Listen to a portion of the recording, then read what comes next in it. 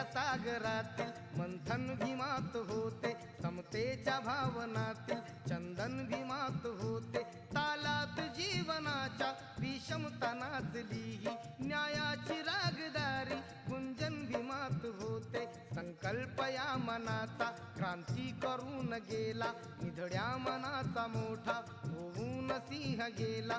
दिपविले कैक ज्ञानी माझ्या धुरंधराने, इतिहास घडविला माझ्या युगंधराने। ती आस नाही केली श्रीमंतीच्या धनाची, फुलविली बाग ऐसी येथे परिश्रमाची।